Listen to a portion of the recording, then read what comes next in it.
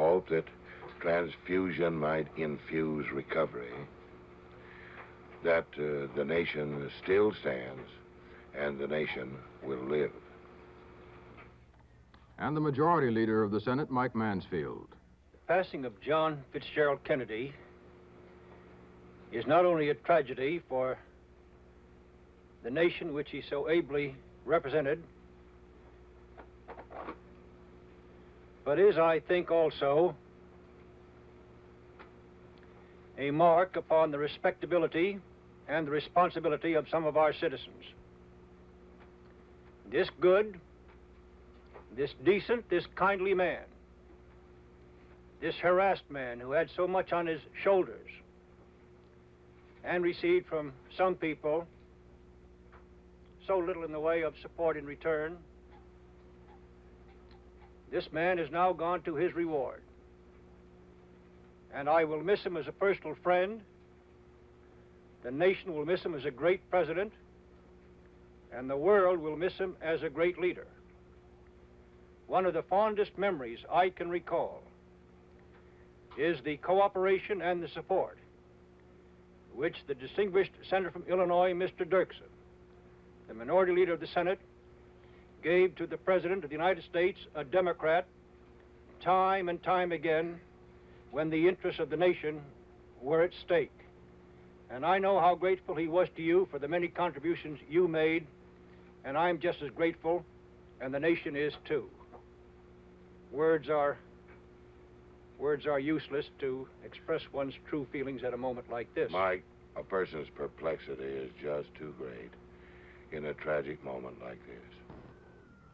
In this time of tragedy, there are no political differences. Senator Barry Goldwater of Arizona, the Republican many thought might be opposing President Kennedy, the late President Kennedy, in 1964, has issued this statement through his Washington office. It is both shocking and dreadful that a thing like this could happen in a free country. The president's death is a profound loss to the nation and the free world. He and I were personal friends. It is also a great loss to me. Mrs. Goldwater and I offer our heartfelt sympathies to Mrs. Kennedy and the president's family. As for members of the president's family, Paul Niven reports from the Attorney General Robert Kennedy's home in McLean that the Attorney General learned of the shooting while he was at lunch with Robert Morgenthau, the unsuccessful candidate for governor last year in New York. Attorney General Kennedy was told by J. Edgar Hoover of the FBI. A priest later visited the house. Another visitor was CIA's Chief John McCone. Both of them walked in the garden for several minutes. Mrs. Ethel Kennedy left home briefly to get the children, probably from school. When they returned, the Attorney General met them at the door and gathered one of his daughters in his arms. There has been no statement from the Attorney General. Local police are protecting the home. Caroline Kennedy, who observes her 6th birthday anniversary next Wednesday, and her brother John Jr., who observes his 3rd on Monday, were in the White House today when their father was assassinated in Dallas, Texas. It is believed that their mother, Mrs. Jacqueline Kennedy, was faced with the task of telling them what happened. She, of course, is returning on the plane with the president's body. Will be back in Washington later tonight. The president's youngest brother, Senator Edward Kennedy, first heard about the shooting on the Senate floor while he was presiding over the Senate. We now have films of Senator Kennedy as he arrived at Andrews Air Force Base and boarded a jet flying to Hyannisport, Maryland, to be with the president's ailing father, the late president's ailing father, Joseph Kennedy, and Mrs. Rose Kennedy. And that's the story as we have it at this time in Washington. This is Neil Strasser reporting.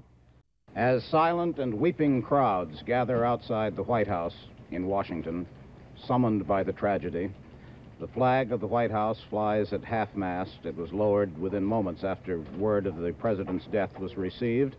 We have reports from all over this country, all over the world, of the shock at what transpired in Dallas, Texas this morning.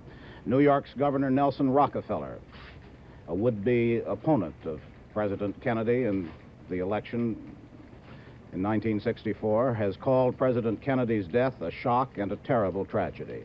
Rockefeller immediately canceled a political trip which he was to have made to New Hampshire, where he is taking part in the primary campaign in that state, which had been scheduled to begin on Sunday.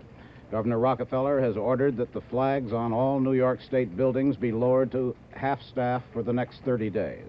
Rockefeller has ordered all public state ceremonies scheduled within the next few days to be canceled.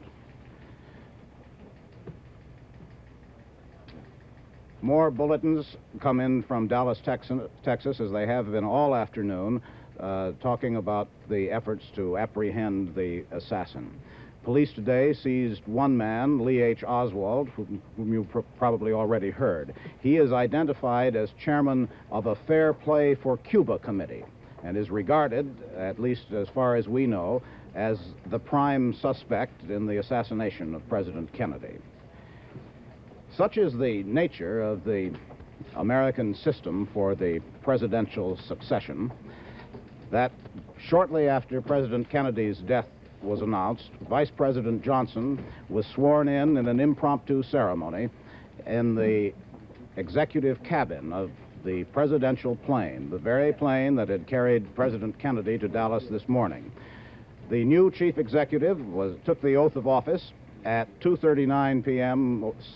Central Time, that's Dallas time, 3:39 p.m. Eastern Time, and for the first time in history, the oath was administered by a woman, U.S. District Judge Sarah T. Hughes.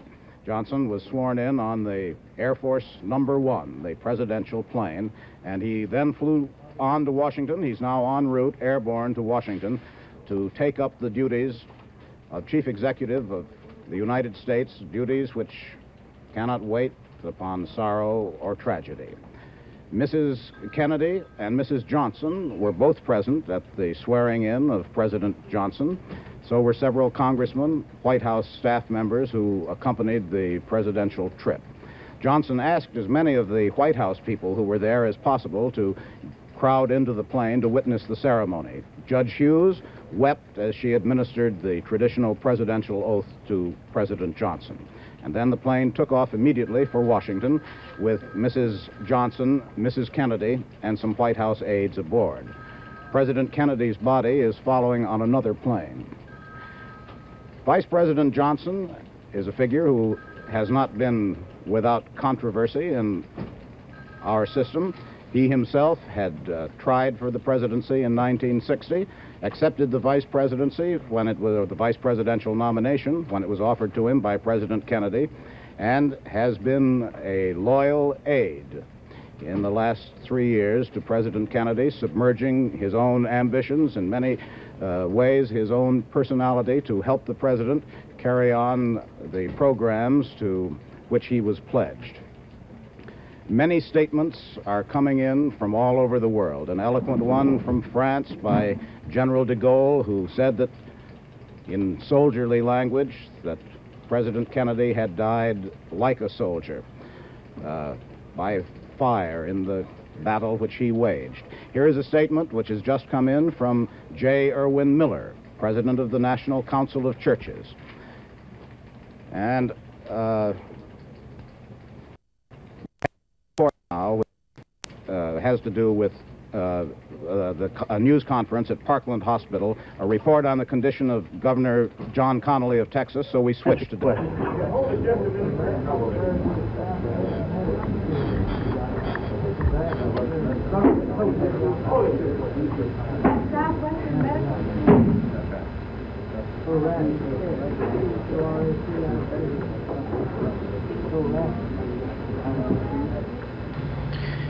The scene is the Parkland Hospital at Dallas, Texas. This is Dan Rather of CBS News. The man you are seeing here is the doctor who has been attending Texas Governor John Connally. I'm Dr. Robert R. Shaw, professor of thoracic surgery at Southwestern Medical School. Because of this position, I accepted the responsibility of taking care of Governor Connally for the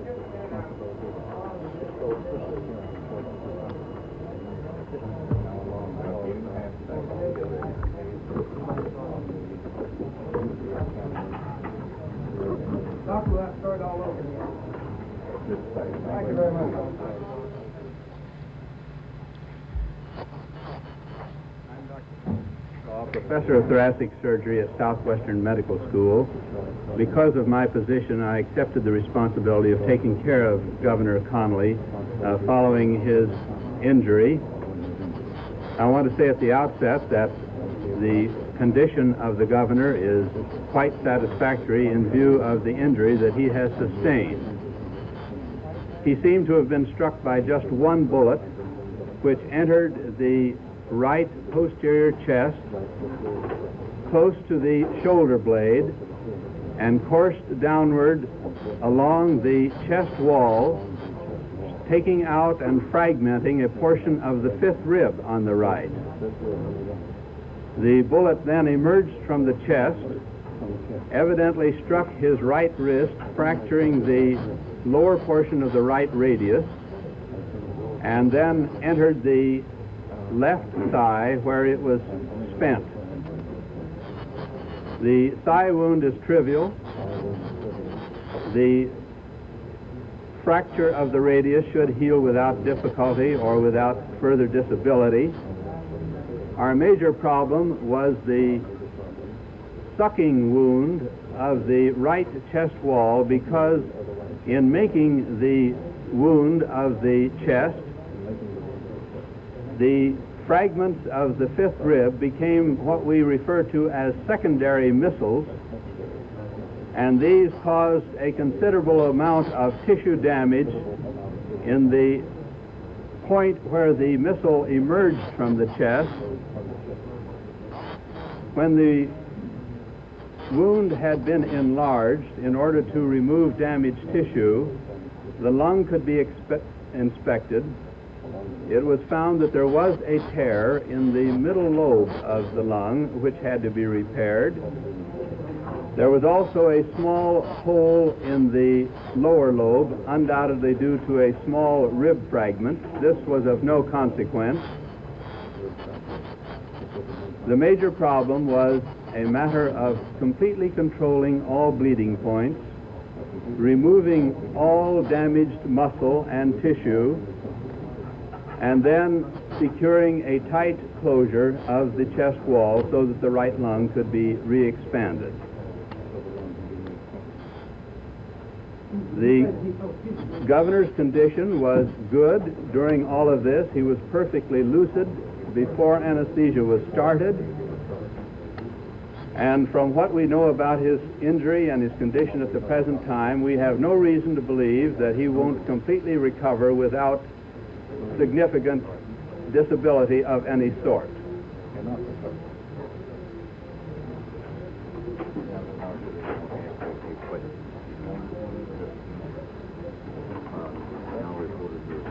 How long do you feel that the governor will be required to stay in the hospital here, Dr.? The length of time that he will be in the hospital will be determined more by the clearing of the bruise to the right lung, and I would estimate that this would be in the neighborhood of 10 to 14 days.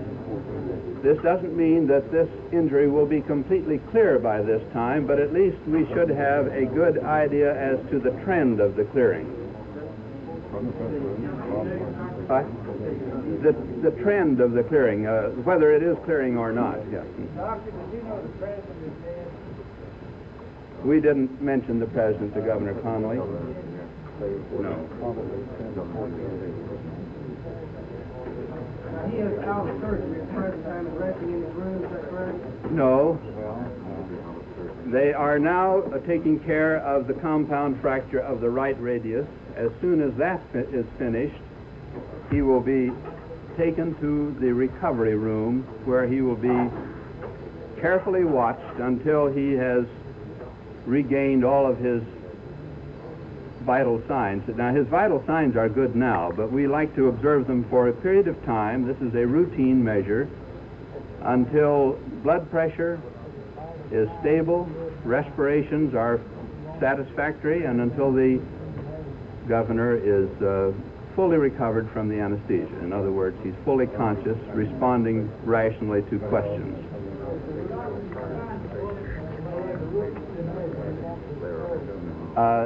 This is being taken care of. The bullet is in the leg. It hasn't been removed. This is a very insignificant factor, though. It will be removed. Left eye, but there's no significant injury to the left eye. Before he goes to the recovery room.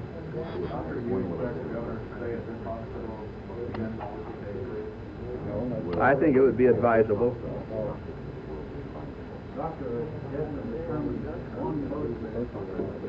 No, this is really a reconstruction of what must have happened, but assuming, of course, we know that the governor was in a sitting position. We know that the wound of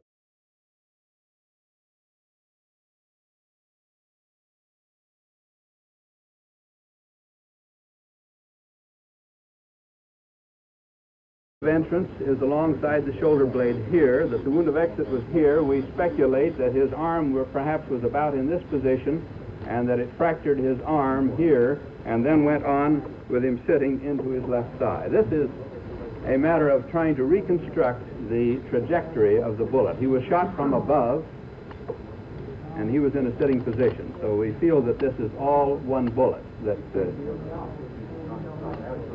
no. Yes, the lung was collapsed. However, don't stress that point. The lung can be easily re-expanded. It's like a balloon. You can let it down and blow it up again.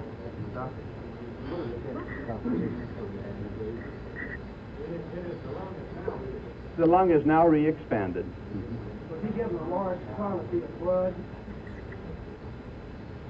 We felt that the governor had lost approximately 1,500 cc's of blood. We counted in units, 500 cc's to a unit, and this is what has been given back to him.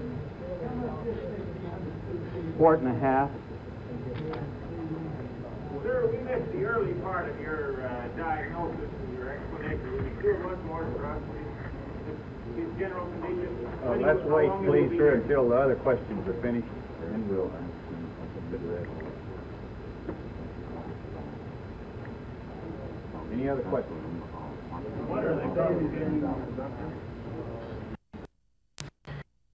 And rather in Dallas, Texas, what you have been watching is the official briefing from the doctor at Dallas's Parkland Hospital who has been attending shot Texas Governor John Connally.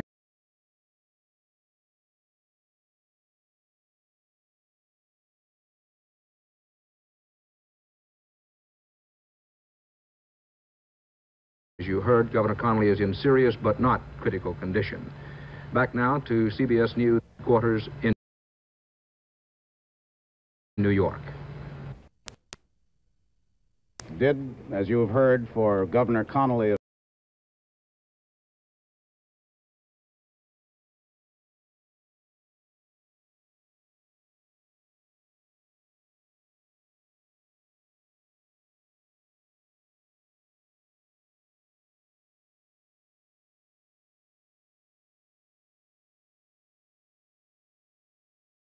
after the lying in state in Washington.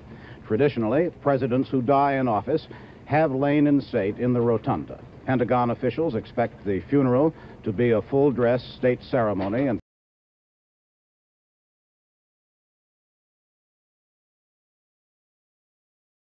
preparations are now going ahead on that assumption. Officials of the Military District of Washington said that the president's family will determine the timing and the scope of the ceremony, which now will be held, or it's believed will be held, that they will wish to have held in Boston rather than Washington. All this planning, of course, is tentative. President Kennedy's body is still en route by air from Dallas, where he was slain by an assassin today.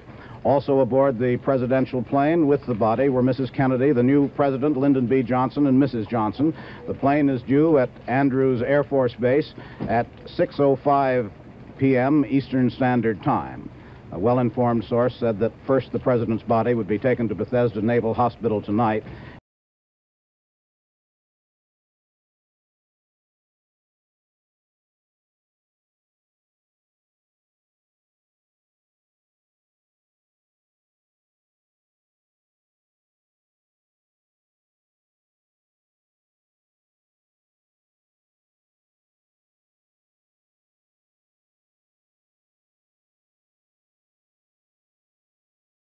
and the lying in state would begin tomorrow at the White House and then at the Capitol.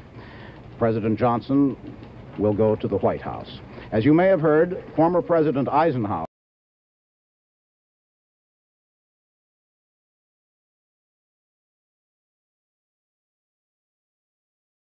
sentiments in this hour. General, how would you counsel the American people?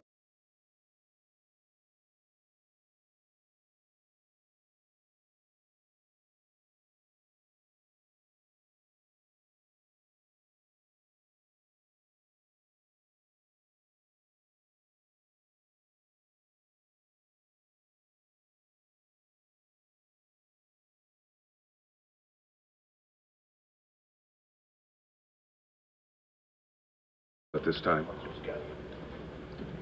In the face of such a terrible thing, I'm sure the entire citizenry of the nation will join as one man in expressing not only their grief but their indignation at this act, and will stand faithfully behind the government. General, could you tell us how you got the word? I was at a meeting for the United Nations